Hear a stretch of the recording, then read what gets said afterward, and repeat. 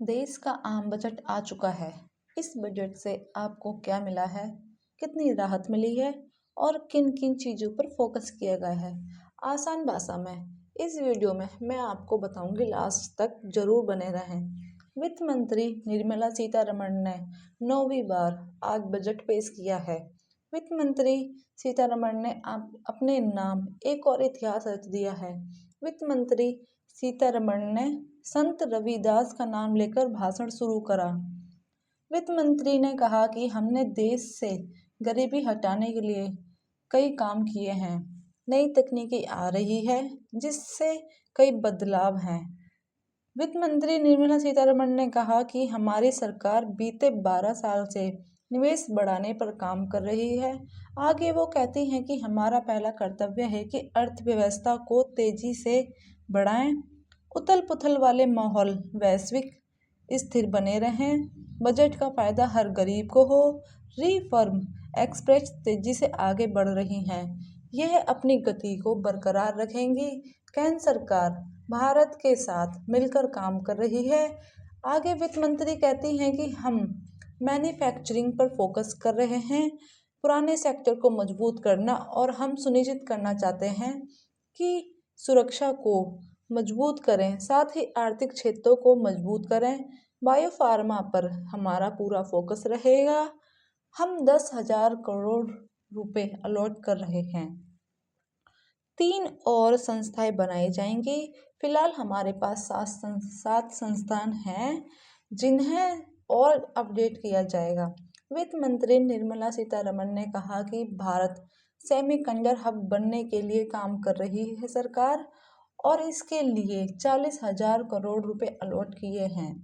Mahatma Gandhi Gram Swaraj initiative का प्रस्ताव दे रहे हैं। इससे बुनकरों और कुटीर उद्योगों को फायदा मिलेगा। भारत के पास संभावना है कि खेल से जुड़े उत्पादन तैयार कर सकें। इसके लिए सरकार ने 10,000 करोड़ रुपए दिए हैं ताकि उद्यमियों को फायदा मिले। वित्त मंत्री निर्मला सीतारमण ने ऐलान किया है कि उड़ीसा, केरल, आंध्र प्रदेश और तमिलनाडु में रेयर अर्थ कॉरिडोर बनाया जाएगा।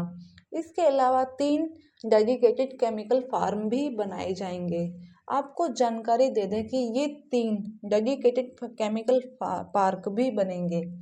वित्त मंत्री निर्मला सीतारमण ने ऐलान किया है कि देश में कैंसर जैसी 17 और शुगर की दवाएं सस्ती होंगी। इसके साथ ही वित्त मंत्री ने ऐलान किया है कि देश में नए 22 जल मार्ग भी बनाए जाएंगे। वहीं वो आगे कहती हैं कि रेशम, जूट, ऊन के लिए राष्ट्रीय फाइबर योजना का ऐलान किया गया है। वित्त मंत्री ने ऐलान किया है कि उड़ीसा, छत्तीसगढ़ और केरल माइनिंग कॉरिडोर बनाया जाएगा। और साथ ही वित्त मंत्री ने सोने चांदी पर भी कुछ बातें कही हैं। साथ ही चांदी 3 दिन में 1.5 लाख रुपए तक सस्ती हुई है। साथ ही सोना भी 1,38,000 रुपए तक आ गया है। इससे बाजार में उथल पुथल मची हुई है। इसके साथ ही शेयर बाजार भी धड़ाम से नीचे गिरा। सेंसेक्स 2300 अंक नीचे गिरा।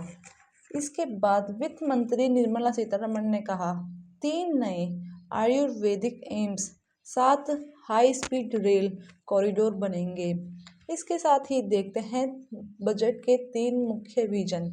एक तो सरकार ने इस बार रफ्तार पर फोकस रखकर कहा है कि प्रोडक्टिविटी बढ़ाकर आर्थिक विकास की गति को तेज करना।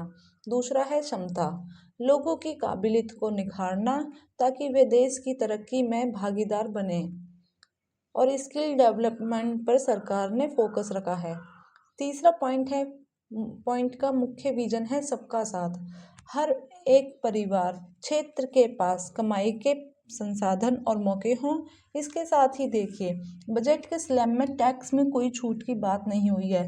साथ ही रिवाइज्ड रिटर्न फाइल करने के 3 महीने का ज़्यादा समय दिया जाएगा।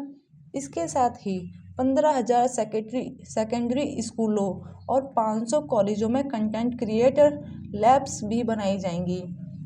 करीब 800 जिलों में लड़कियों के लिए हॉस्टल बनेंगे, यानी हर एक जिले में हॉस्टल बनाया जाएगा। और साथ